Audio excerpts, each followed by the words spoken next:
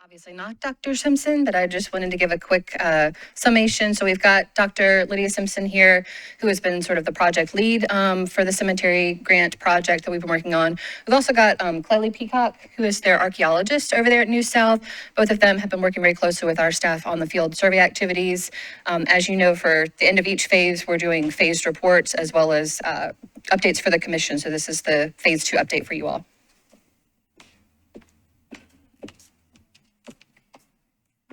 Thank you, Caroline. Glad to be here today. And one positive thing I'd like to start off with is that we had a COVID-free fieldwork season. And those of you who were here last year may remember I barely had a voice. Caroline and I had both had COVID at the very end of the season, and we were struggling to pull everything together at the last minute, despite our illness. But here we are today, and we had a great season. We got an earlier start. And I'm just going to tell you all a little bit about what we did and what we found and things that we hope might come out of this in the future. So the general purpose of the survey, of course, is to document the current conditions of cemeteries. So we'll be talking largely at a cemetery level scale today, but as we get into the presentation or the preservation planning document later on in later phases, we'll also start talking about more specific marker issues and things like that. We're also collecting geospatial data for the cemetery locations. So we're getting center points as well as boundary points for the approximate size. And so we're looking at some of these where parcel data may reflect a smaller area than where we are observing evidence of burials. So we're trying to capture that in the field as well. We're also trying to connect with property owners and community members and stakeholders out there who may have information that we don't have. So we're constantly also finding new cemeteries that were previously unknown by the cemetery that was done back in 1999 to 2003, roughly. We're generating more data to understand the overall preservation needs of Metro Nashville's historic cemeteries, which will, of course, be going into that preservation planning document that we'll produce in a later phase. But hopefully all of this will go into helping us protect the eternal resting places of Nashville's past inhabitants. That is the important work we're doing. Our survey crew included me. I'm a historian at New South Associates, as Caroline mentioned. Lauren Walls is an archaeologist and our branch manager there. Clellie Peacock, who is an archaeologist with us as well. Caroline Eller with MHC, Adam, and Scarlett Miles also got to join us for one day of fieldwork this year. So she gets honorable mention with us. So we had a mixture of historians and archaeologists, all coming from slightly different backgrounds, giving different perspectives to the project. This map is just a visual representation to show you about how much we did this year. We covered 4 sub-areas, Jolton, Parkwood Union Hill, Madison, and Green Hills Midtown, and those are just community planning areas that allowed us to use the parcel data to separate down where we have, that's how we get our numbers every year. And while we were working in the field, we were working with 2 different survey forms. One is our internal survey form that MHC staff were filling out in the field that give the really detailed information. We're also filling out a state survey form that's part of that grant requirement. It doesn't work very well with cemeteries, so we do use them both to make sure we're capturing as much information as we can and as much detail as we can. So that shows you what that looks like. Working with those out in the field is an interesting experience too, because we've got technology, we've got sweat in our eyes, it's 100 degrees some days. So that in itself poses sometimes a challenge in the field, but it does allow us to capture that real-time data. We're capturing locational points. We have the address and let long information redacted on here, of course, because it is a public presentation and we don't necessarily want everybody to go hunting for these in the middle of the woods. But it does allow us to collect that point in the field in both of those. So it's an element that the previous survey didn't necessarily always have available. So it's new information for planning purposes. Our general results this year, and these numbers, we're still in the process of analyzing the data, so there may be a few more. It won't be less, but there may be a few more that aren't captured in this data. But roughly 117 cemeteries that we were attempting to visit this year, including both previously surveyed and a few new that had been introduced to us from community members. 114 of those we were able to actually visit. There were 3 we were not able to visit, either because we didn't have enough locational data or they're behind property boundaries that we were unable to cross, and we're still awaiting some property owner contacts on that. There were also a handful, this is actually an out-of-date slide. I found 3 that we visited but were not able to verify based on available visual evidence in the field. So that we're looking for things like, sunken places in the ground, stones that look like they've been shapen, and even just vinca can be enough to make us say, well, that's pretty good evidence for us to try to revisit. But overall, these cemeteries covered a roughly 216-year span of founding dates, and 80% were founded in the 19th century of what we're looking at. 73% of that total are still active cemeteries, at least into the late 20th or early 21st centuries, so we can presume there could still be burials happening in them. So these are ongoing connections to the landscape. Especially with family cemeteries, you'll see these used for a long time, even though you only have a family member being buried maybe every 10 or 15 years or more. But many of these cemeteries are still active. We're looking at 4 main cemetery types within Davidson County. Your vernacular and informal make up a large percentage of those, and these are the family burial grounds that don't necessarily have any stylized design elements, some very basic rudimentary stones that are just where people were burying their dead. We've got rural garden. That's where you get into sort of the mid-19th century. We've got more design elements and a little bit more landscaping. Lawn parks, as you get into the early 20th century, and they're the nice tidy rows of big granite block stones that are a very familiar cemetery landscape. And then finally, memorial parks, which have the flat markers and make easier mowing, for those of you who remember my presentation on lawn mowing last year. So with the vernacular and folk cemeteries, most family, rural church, and early community burying grounds fall into this category, and you'll have a combination of monuments, field stones, and unmarked burials. And with unmarked burials, you might just have a depression that's been left behind. In some cases, family members and caretakers may have gone back to fill in those depressed places, which creates problems in the field for identifying them. And when we write out the presentation plan, that will be one of the recommendations is that if fill-in happens, we want to make sure that they're being marked or recorded in some way. The Alexander Walker Cemetery was an example of one of these vernacular cemeteries. It is hard to say with this one because of the dates. If we had seen it 100 years ago, perhaps might have called it a rural garden cemetery. But as it stands right now, we have to call it a vernacular and informal cemetery because there's very little left to whatever landscaping may have been. There is a family who is currently caretaking it. It's down in Neely's Bend in Madison. So a family who owned the farm for many years still takes care of it, even though they are not directly descended from it. And it's always nice to see that a community is still participating in the caretaking of a cemetery. There's a green cemetery that's up in, I believe this one was in the Jolton Quad, where you can see there, it's not very clear on this screen, but we do have a before picture there from 2000. This one has actually been cleaned up a little bit and taken care of since that previous survey. So sometimes we have cemeteries, if we have a before picture where they've really fallen into disrepair, and sometimes we find a cemetery where somebody's come in and said, let's take care of this place. And so it's actually in much improved condition since the last time it was photographed. Another one we found was out in the Goodlettsville Quad, which is the the Krantz Cemetery. And this one needs a little bit more research. It appears to be a white and African-American mirror cemetery, but I'm not really sure about that yet because we haven't had time to dig into that research. But that's something that you can find out in some of these country areas where a family burial ground becomes a community burial ground, and it may even have deeper roots into slavery that the research would bear out. We ran into several rural garden cemeteries. Now, these are mostly the big formal ones, but I also, we came across a handful of the family cemeteries that had a little bit more of a design element to them that we classified as rural garden.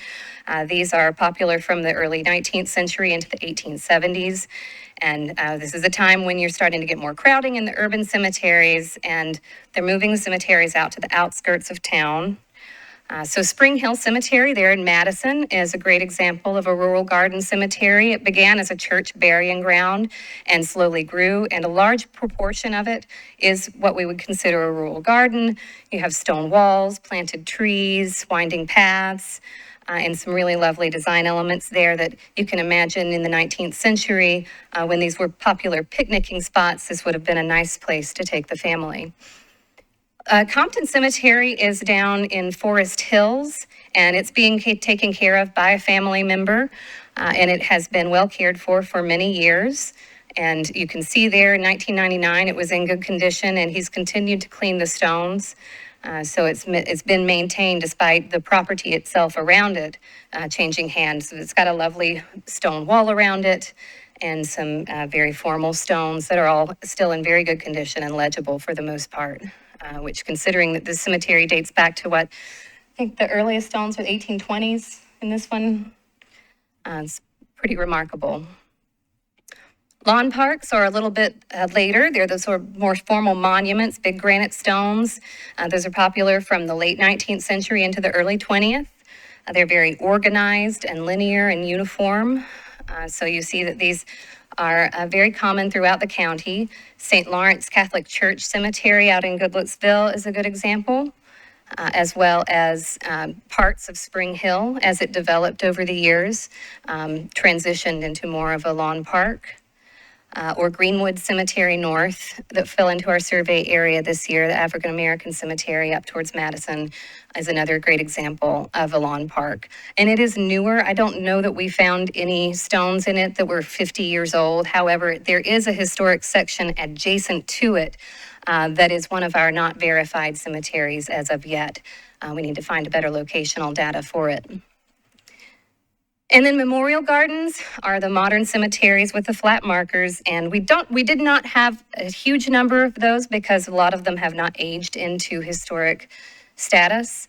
But Jolton Hills Memory Garden was certainly an excellent example of that, and you have statuary and architectural elements as well as the flat markers. But those are designed for the riding mowers to be able to get through them easily without damaging the burials. So this year, I wanted to talk a little bit about some of the sticky situations that we've run into out there.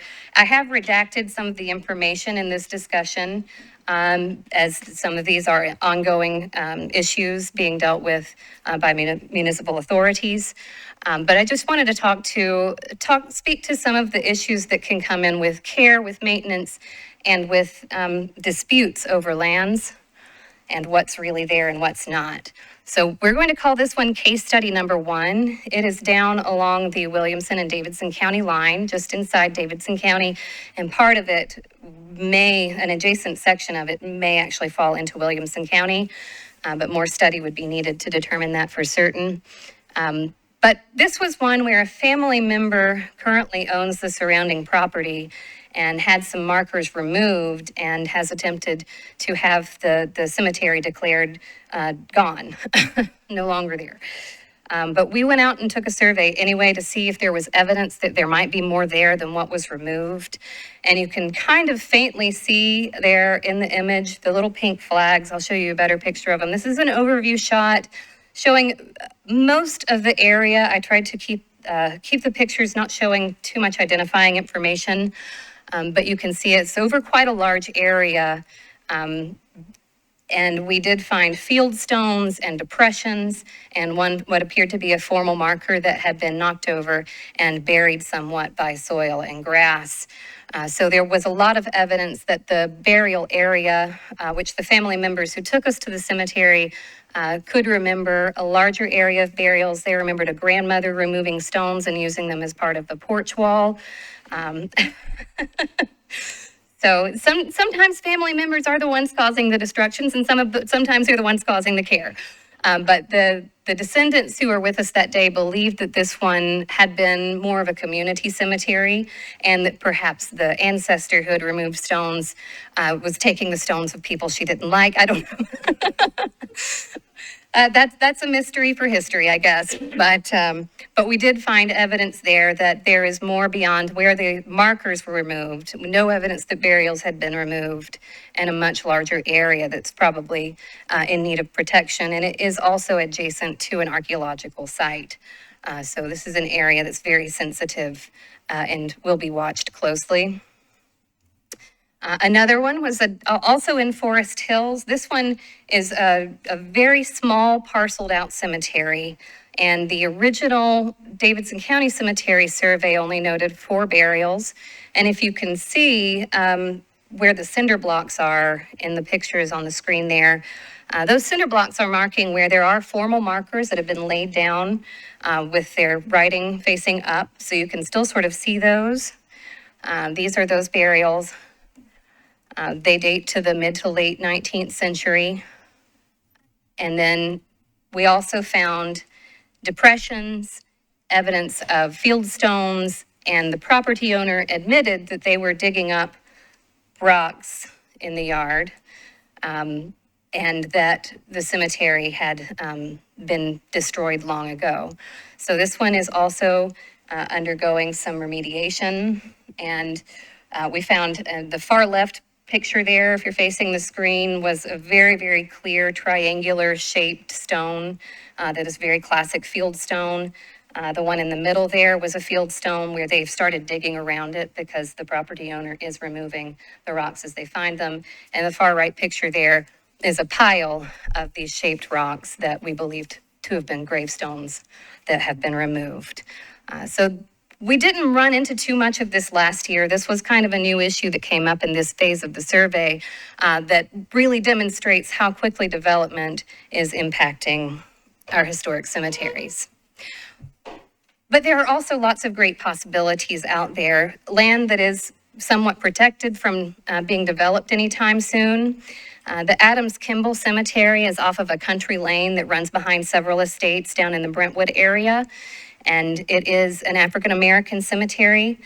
We know that one person buried here was Harvey Kimball of the 15th United States Colored Infantry. The man lived to be 102 years old. So that stone is from 1928. But you can see there, I pulled up his census record that shows how many children he had, and this was a fairly late census. He was 75 years old by the time of this census record. And you can see several children listed there. Any of those family members could also have been buried in the cemetery. So those are directions for research. But our observations on the ground that day, there were 3 burials noted by the original Davidson County Cemetery survey 20 years ago. And we noted that there is a much larger area that showed evidence of depressions and field stones. Now, we were there in June, which is a pretty hard time to read the landscape. If you've ever been out in the woods in the summertime, it's a much different experience than if we go back in January or even March, when you start to see some of the bulb plants come up and they can help show you what's going on in the forest. But also, you can't see it very clearly in these pictures just because of the shading, but at the very bottom of the picture, you can see that there's a stone wall running along it. One of the other burials in this place was J.R. Adams, who was a stonemason, a black stonemason in town.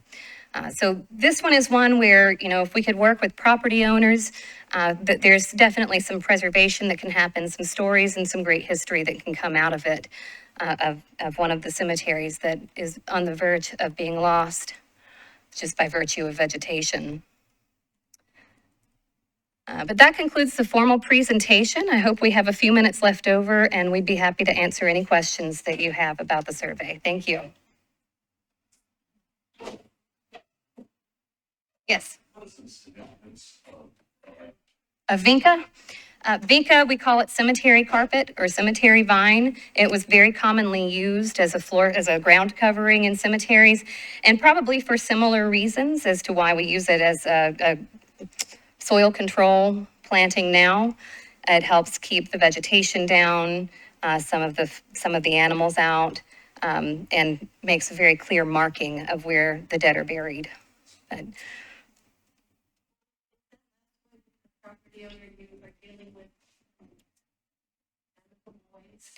This one is actually behind the home of a country music star, and his people were very gracious and helpful to allow us out there. And I think that there could be a possibility of building a relationship.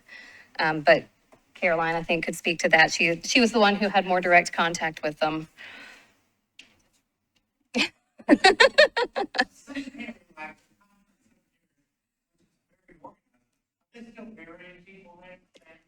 That one is inactive, as far as I know.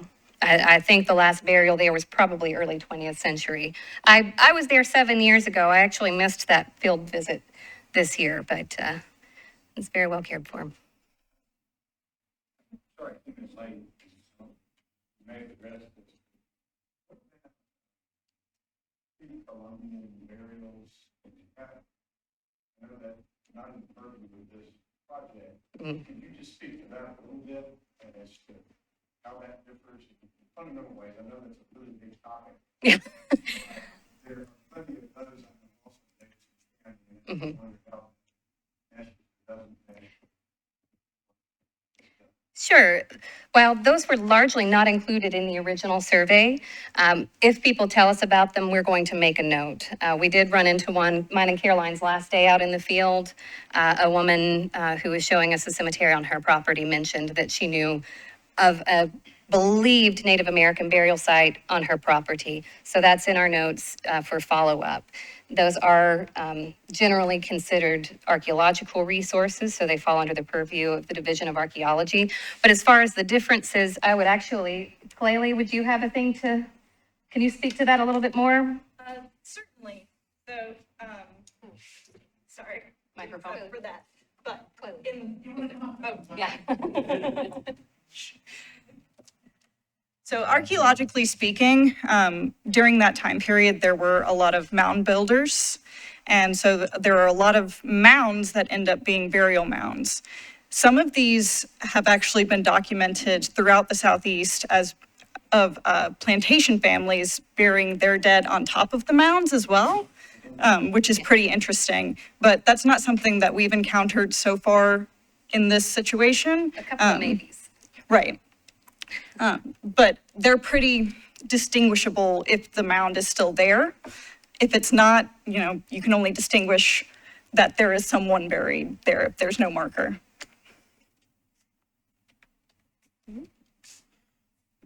Yes. At one point, you did mention slavery. Mhm. I know there probably is very little, if any, documentation of burials of a slave person. Right. How are you dealing with that? That is information that will largely come from oral history sources.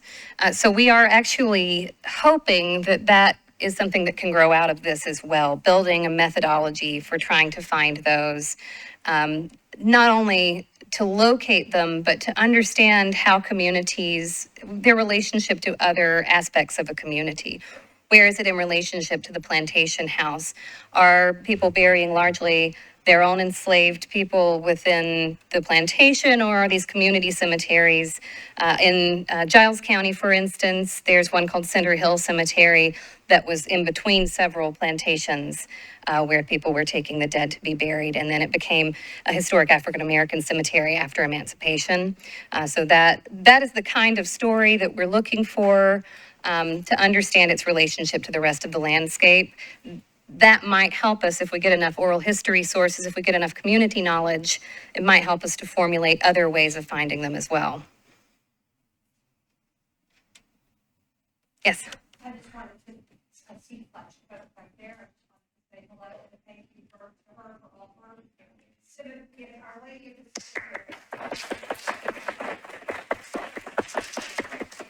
Yeah. And we would not be here without her.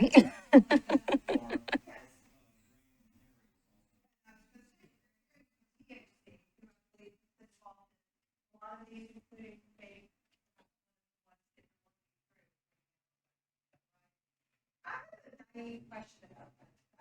When you run into property owners who do not recognize the importance of these and they are removing the stones, I gather that one, that after the we read about last year that it's in litigation, maybe it's going to be.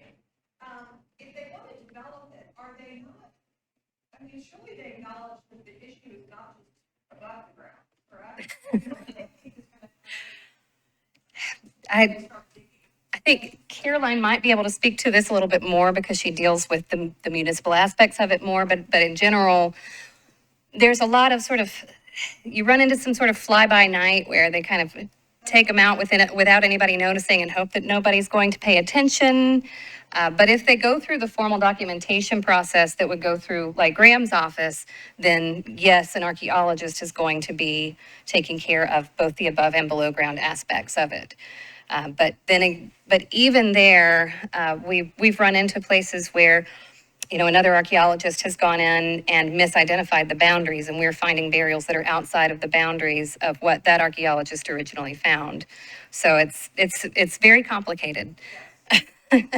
And of course, complicating matters further with cemeteries is the legal issues surrounding them, that, you know, descendants own the graves, but that doesn't mean that they have any rights to the land around it. So you have to argue with property owners about access, and so it's very easy for these to sort of disappear if nobody's paying attention.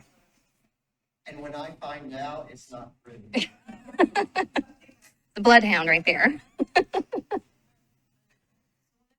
So do you have legal that helps you go through this ownership property issue? That's a Graham and a Caroline. So some of these issues that we've talked about today with the case studies, we've had kind of various approaches. We did have a meeting with Metro Legal and the district attorney earlier this summer to identify some of these as potential case studies and have discussions about how the state law needs to change and or what we can be doing at the metro level to address some of these issues proactively, if it's through our development reviews or the archaeology ordinance. Those are some of the things that we've talked about. We've also been working very closely with Graham to kind of funnel these issues up to him so that he can handle the state enforcement side of it.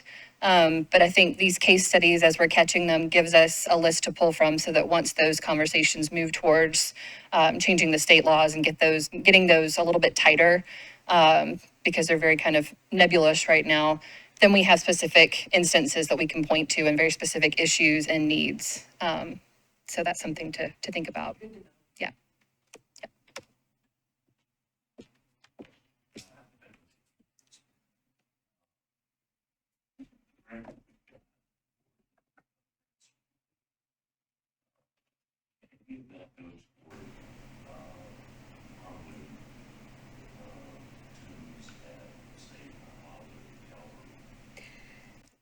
Funding restoration work at cemeteries is complicated.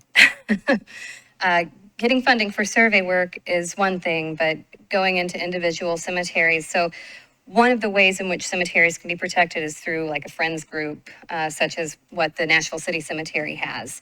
And then you have a 501c3 entity that can take in grant funding. Without that 501c3 entity, it's much more complicated. And I think that like Metro Historical does manage some of the historic cemeteries in Nashville. So they have an avenue for some funding. But a lot of these family cemeteries and church cemeteries and community cemeteries outside the purview of Metro would probably benefit from an active 501c3 or something like that.